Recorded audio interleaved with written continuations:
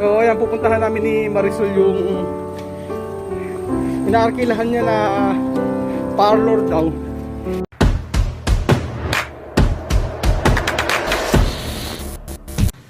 Hola, buenas tardes. Gandang tanghali po mga kabayan. Andito ako ngayon sa opisina.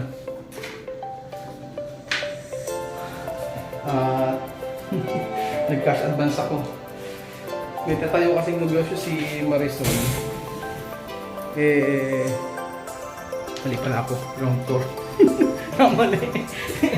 May tatayo negosyo si Marisol, di ba, na parlor. Kailangan niya ng puhunan. So, ito. Nag-cash advance ako para matulungan si Marisol kasi wala, kaunti yung puhunan niya. So, gusto kong bigyan si Marisol. Pupuntahan ko siya ngayon. So, andito na ako kay Jocelyn, ang manager ng bangko. Alam mo, ayan, bumali na ako. Ba't alam mo na? So, tama ba yung binali ko? Oh. Bale, para sa mga tao dito sa Pilipinas. Nasa system agad.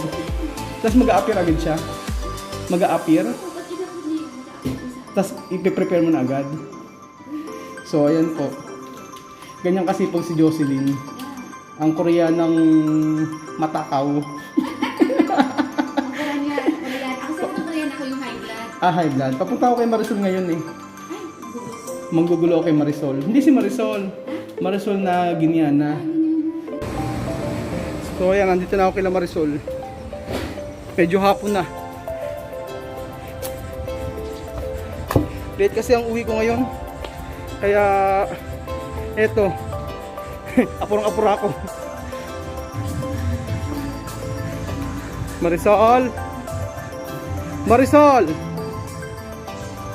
Marisol, mi hermana. ¿Dónde Marisol? Ay, habon. May mga lugar pa pala dito. Hola! ¿Qué tal? ¿Dónde estaba? So, ayan, pupuntahan namin ni Marisol yung inaarkilahan niya na parlor daw. So, dito kami sa palengke.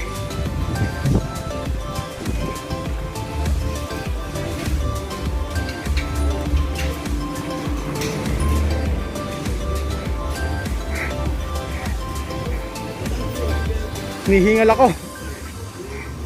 Ang layo pala. Papasok sa loob. ¿Dónde Marisol? Está cerrar. Todo cerrado.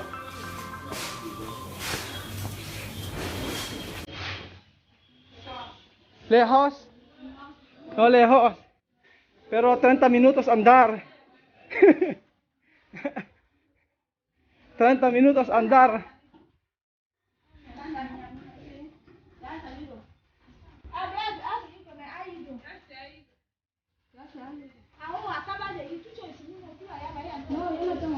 ¿Dónde esto? ¿Dónde? Wala doy susi.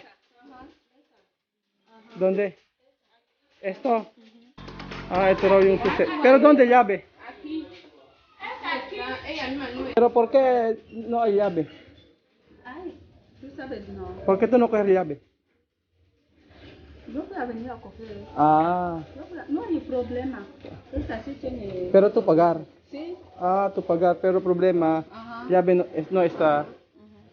So ito daw yung inuupahan ni Marisol na peluqueria o parlor. Kaso yung susi. ¿Por qué tú no coger la llave? No hay problema. No hay problema. No.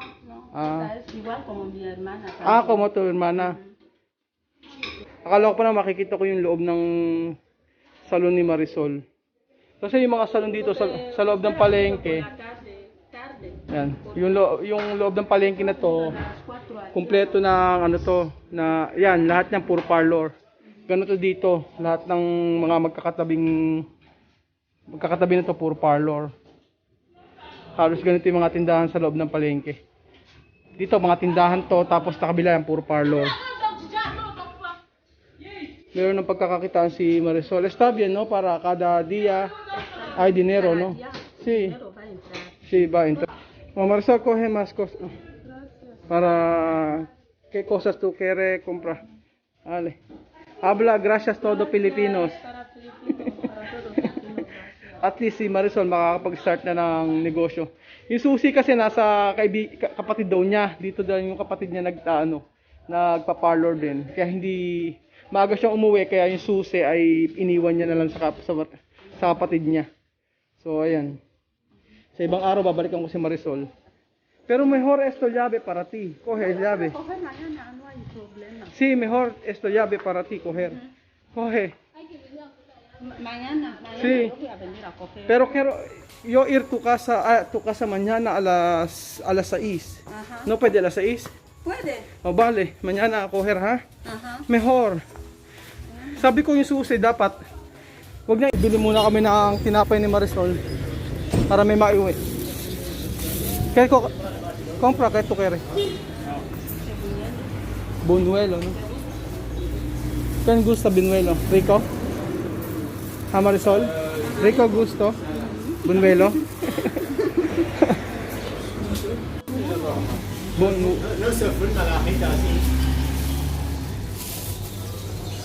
Rica también? Sí, ¿Gusta? Pero Rico, Rico, tu marido, mi marido le gusta comer. también? Gustong-gusto ng mga Pilipino to, tsaka mga Ginyano. Kami pala, gustong-gusto namin to. Nasa kasing donut. Ay, esto también ni Pais. No. Sí, también. Ah, está ahí. Sí, está ahí. Ya. Vamos, Marisol. Espera, no. Ay, más. Sí. Yung mga tinapay kasi nila dito, yan, nakaganyan lang, walang takip. Mi país, buñuelo como así. Sí. Pero igual. Igual. Ajá. ¿Ya está? Ya, vamos. Ang dami. Está mal. Male. Daming panike. So, pauwi na kami ni Marisol. Lapit na kami sa bahay nila.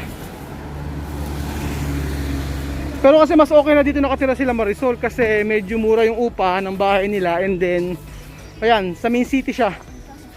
Yeah, vamos. Kaya okay lang. Ito yung Plaza Relo. Dati bagong-bago, ngayon luma na. Luma na yung Plaza Relo. Plaza Relo, no? Sí, es Plaza de Reloj. Esto Sí, aquí está también. también. Ang daming panike, oh.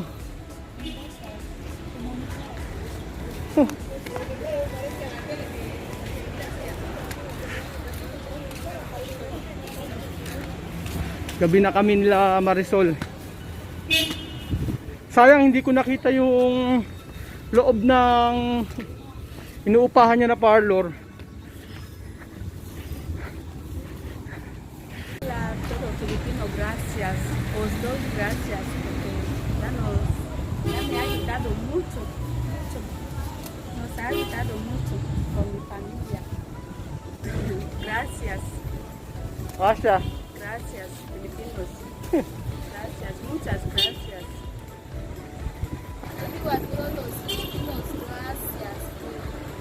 So, ayan, maraming salamat mga amigo sa patuloy niyo po na panonood ng aming video. Salamat po dahil kung di po sa panonood nyo at hindi nyo po pag-skip ng ads. Ang laking tulong po kasi yung hindi nyo pag-skip ng ads, and then yung bawat video na pinanood namin ay talagang malaking tulong po para mas makatulong po sa mga tao dito. So, sabi ko naman po kila Marisol na magiging maayos din na lahat para sa kanila. Kaya lang hindi na naman ako nadala. Cuando tú andar, no tú dice circa, pero 30 minutos andar. 30 minutos, 30 minutes naman kami naglakad ngayong araw. Pero okay lang, exercise eh. Ayan. No pwede pagar taxi, no solo andar. Pero cuando tú ir la peluqueria, can mirar a Rico y Rica. Mumu, Mumu. Mumu pwede, no? puede. Oo. Bañarme, darle comida. Sí. Mumu pwede preparar comida? Sí, mumu, Pwede. sabe. Maganda naman pala, at least pa habang nagkatrabaho si Marisol doon sa may peluqueria o sa may salon, eh merong magbabantay sa kanila. So, salamat naman sa Panginoon dahil nagkaroon ng negosyo si Marisol. Yun talaga ang kailangan niya eh. At natutuwa din ako, sabi niya kasi hindi naman daw siya pwedeng umupo-upo lang sa bahay para magantay lang ng pera. Ang gusto niya ay meron siya pagkakitaan. So, pag-pray po natin na lumago yung negosyo ni Marisol. And then, andito tayo para tulungan siya. Para gabayan siya hanggang sa maging maayos yung kabuhayan nila. Nakagaya ni Marie na ngayon eh maayos-ayos na ang buhay. Kaya andito tayo para tumulong sa kanila. So ayan mga amigo, yun lang po ang video namin for today. At wala kami ginawa kundi maglakad ng maglakad. Hindi ko din naipakita na mabuti yung parlor dahil sarado. Pero pag meron pa pagkakataon ay bago magbakasyon ay makapunta. Pero nawa meron pang oras para ako makapunta sa salon ni Marisol. Kasi ang kita ng parlor dito, biruin nyo, sa pagtitrintas lang pwede siyang kumita ng 4,000, 3,000 piso. Pero yung arkila ng salon niya ay nasa 1,500 pesos lang o 15,000. So napaka mura ng upahan nila dito ng salon, pero yung kita medyo malaki. Kagaya ng pagtitrintas at saka yung peluka, kasi yung peluka medyo mahal eh, nasa 60,000, 50,000, merong 30,000 o 3,000, 4,000, 5,000, 6,000. Hasta cuánto caro esto peluka? Hasta Ay, de 100 de aguacate. aguacate cuánto? Aguacate 130,000. ¿Qué es esto aguacate? Aguacate. Normal. Pero natural. Pelo natural. Bien, que está bien.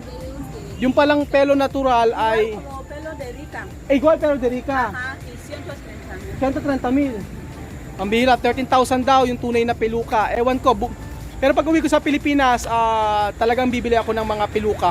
Kasi pag dito binenta, napakamahal. So malaking bagay yun para kada siguro magbabakasyon sa Pilipinas ako bibili ng mga peluka. Kasi ang mahal dito eh. Yung pala sinasabi ni Mami Kuana na aguacate, yung natural na buhok. So ayan mga amigo, yun lang po ang video namin for today. Maraming salamat po. At kung bago lang po kayo sa aming YouTube channel, please subscribe na po kayo. Pinoy Equatorial Guinea. So yun po ang buhay namin mga Pilipino kasama ang mga Afrikana. Maraming salamat po. Kita-kita ulit tayo bukas. Salamat. Adios. Habla Rico. Rico, mi amor, Ah, por por- favor. Ven, por favor. Mm. Yo no tengo persona. Tú sabes también. Mhm. Oh. Tengo persona.